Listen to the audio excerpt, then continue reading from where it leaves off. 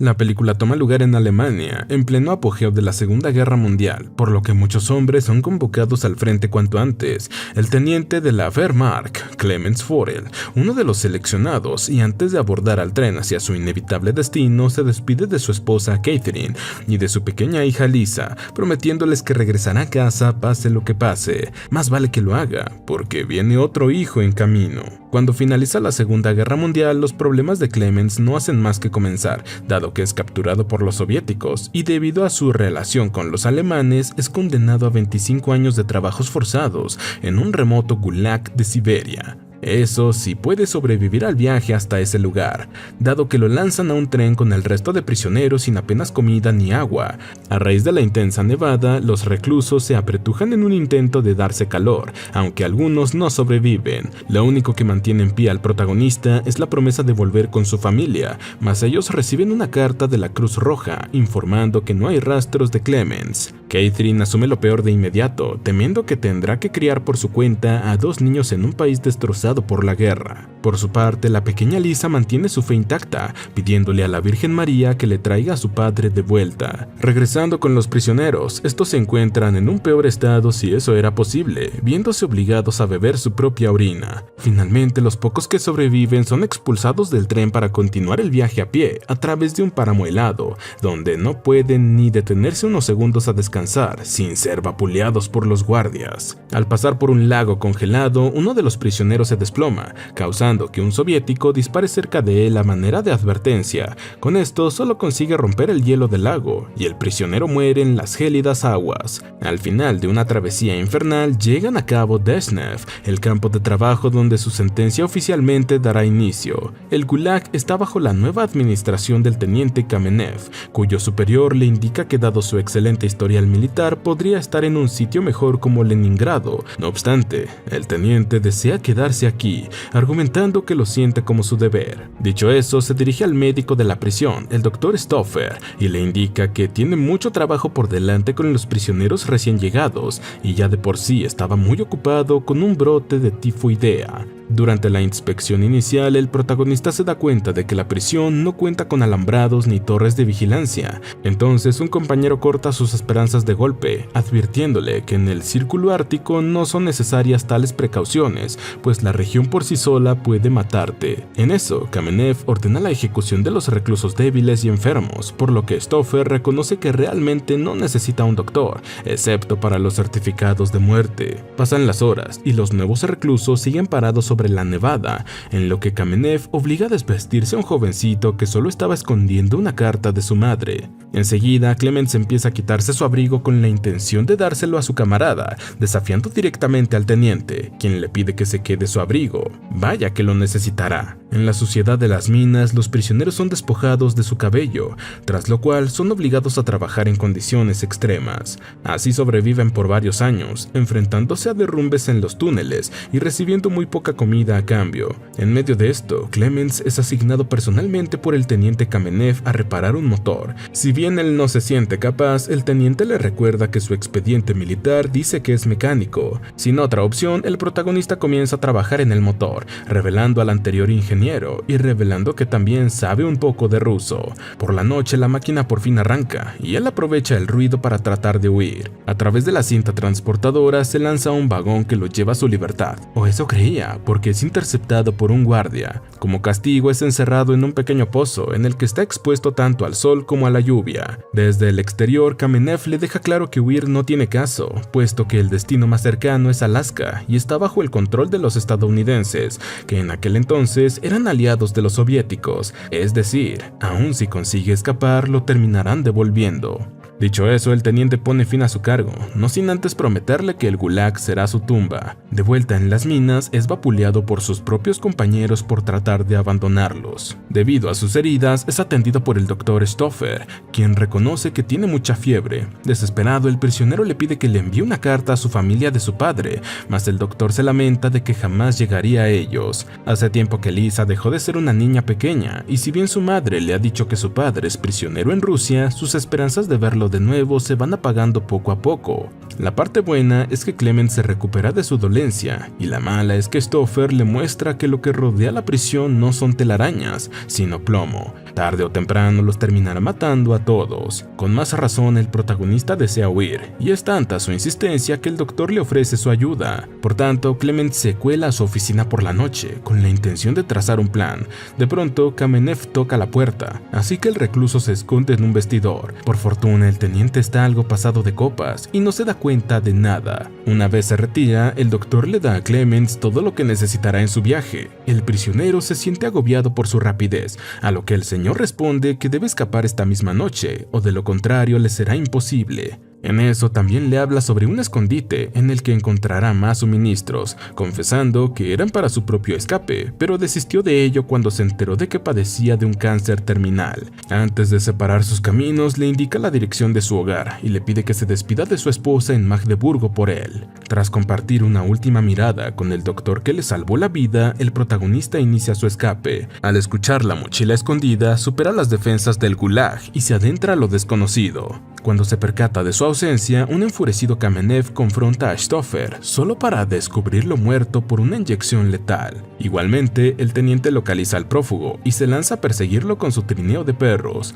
Justo cuando le pasan por encima, Clement se da cuenta de que solo era una alucinación producto de su propio miedo. Esto no cambia el hecho de que sigue en medio de la nada, con nada más a su alrededor que un intenso blanco. Después de días buscando al prófugo, el pelotón de búsqueda regresa al Gulag y le informa a Kamenev que recorrieron el oeste. Pese a que no encontraron rastros de Clemens, están seguros de que ya habrá muerto por ahí. Más allá de que su superior le recomienda que haga oficial la muerte del prófugo por el bien de su reputación, Kamenev se niega rotundamente, sospechando que él sigue vivo. Y tiene mucha razón, ya que el protagonista prosigue con su travesía hacia el norte por recomendación del doctor, quien sabía que los guardias solo buscarían al oeste. Al darse cuenta de que estaba caminando en círculo, se desploma derrotado, mas una hermosa aurora boreal le da las fuerzas que necesitaba. Más adelante se le agotan sus suministros, y aún está demasiado lejos de la civilización. Luchando contra el hambre, avanza hasta las cercanías de un lago, donde divisa una solitaria foca. Con tan solo 6 balas en su pistola, comienza a perseguir al animal y logra abatirlo.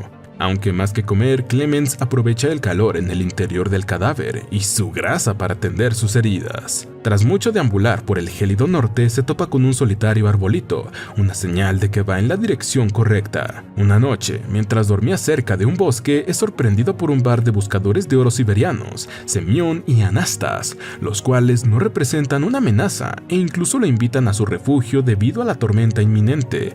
No obstante, Clemens desconfía de ellos y los echa de su campamento. Craso error, porque la tormenta es mucho peor de lo que pensaba y acaba aplastado debajo de unos árboles caídos. Cuando la cosa se calma, los buscadores de oro aparecen en su ayuda y esta vez no rechaza su invitación. En la primavera de 1950 vemos a los buscadores con su nueva adicción, Clemens, el cual colabora con ellos sin perder de vista su verdadero objetivo, volver a casa. Al navegar por un río, el trío resulta atrapado por los rápidos del mismo. Mientras que Clemens y Anastas consiguen permanecer en la balsa, Semyon cae al agua y el río lo arrastra con violencia hacia una roca. Enseguida el protagonista se lanza a rescatarlo y logra llevarlo a la orilla. Semyon le agradece de corazón, confesando que Anastas lo habría dejado ahogarse. Razón no le falta, porque el susodicho vuelve a su refugio como si nada e inspecciona las pertenencias de su compañero, descubriendo unas cuantas pepitas de oro. Para su desgracia, Semyon regresa junto a Clemens y pronto se percata del robo. Fingiendo beber vodka para celebrar su rescate, Semyon toma la pistola del protagonista y fusila a aquel que una vez llamó compañero. Clemens no tiene otra que proseguir su travesía con él, dado que conoce Siberia como la palma de su mano. Claro, más vale no molestarlo. En cierto punto, un exhausto Semyon se detiene, aclamando que no puede continuar. Entonces, el protagonista se ofrece a cargar su mochila, pero él, creyendo que quiere robarle su oro, lo empuja por una pendiente. Justo en ese momento, Lisa despierta asustada de una pesadilla, confesándole a su madre que cree que su padre está en peligro. Con su escándalo, despertó sin querer a su hermano menor, que no sabe lo que es un padre. Al recuperar la conciencia, Clement se descubre rodeado de lobos, por lo que trata de escalar una rama en un intento de salvarse. Cuando su destino parecía sellado, unos balazos ponen a dormir a los lobos. Se tratan de pastores nómadas Chukchi, que trasladan al malherido Clemens a su campamento y lo acogen bajo su manto. Durante su recuperación es atendido casi a tiempo completo por Irina, una Chukchi que se enamora de él. Poco después, el jefe del pueblo le cuenta que el marido de Irina fue despedazado por un oso y al cuidar de Clemens está haciendo lo que nunca pudo hacer por su marido. En cuanto se queda a solas con el protagonista, la mujer se atreve a besarlo, pero más descarado es él, que le termina correspondiendo. Por su parte, Kamenev no se ha rendido con la búsqueda del prófugo, al contrario, está siguiendo su pista, lo que lo lleva a capturar a Semyon, que se autoelimina en su celda antes de abrir la boca. En paralelo, el jefe Chukchi en uno de sus viajes se entera de que los soviéticos están buscando a un hombre que se llama igual al que recibió en su campamento.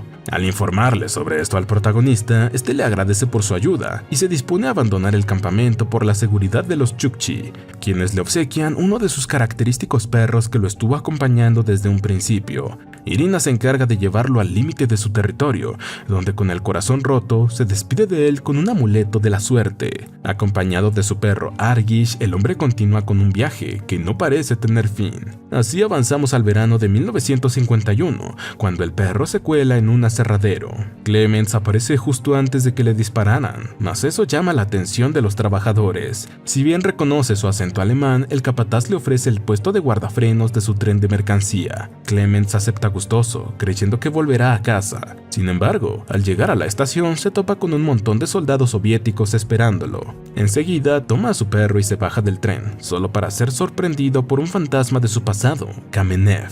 Argish ni siquiera lo deja hablar y se lanza a atacarlo. Ante la amenaza de los soldados, Clement se ve obligado a escapar, dejando a su perro atrás, que, si bien termina muriendo, al menos le dejó una cicatriz de por vida al teniente. Tras una persecución, el protagonista salta a otro tren y emprende rumbo a lo desconocido una vez más. Su viaje lo lleva a Asia Central, donde recorre un mercado con la mirada desorbitada y una barba que lo hace parecer un vagabundo. Bueno, en cierta parte lo es. Ahí llama la atención de un judío polaco, que lo toma por sorpresa poco después, cuando estaba pidiendo perdón por sus pecados en una iglesia. El judío no tarda en reconocerlo como alemán y jamás pensó que vería a uno pidiendo perdón a los cielos. Conmovido, lo invita a su casa para darle comida y un merecido baño.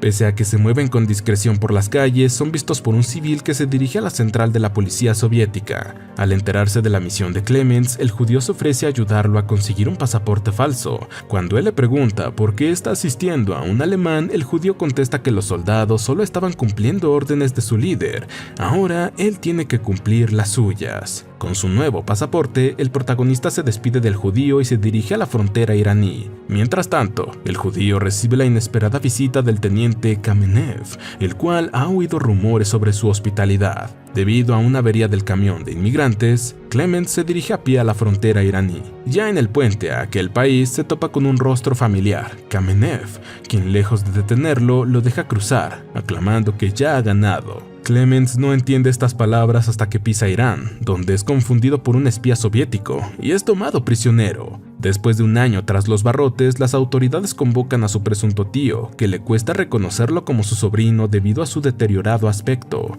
Por tanto, Clemens demuestra su identidad señalando una foto de su álbum familiar, en la que recuerda haber escrito un mensaje para su madre. En el reverso de la foto está dichoso el mensaje. Efectivamente, es su sobrino. Con el malentendido solucionado, la pesadilla de Clemens por fin finaliza y puede regresar a su hogar en Alemania Occidental en época navideña. Tiene tanto miedo de saludar a su familia que se mantiene oculto y los ve partiendo a la iglesia. Es ahí que se arma de valor para rebelarse, y la primera en recibirlo es su hija, seguida de su esposa, que no puede creer lo que está viendo. Por fortuna, es la hermosa realidad. Y así termina este peliculón. Suscríbete, activa las notificaciones y gracias por ver.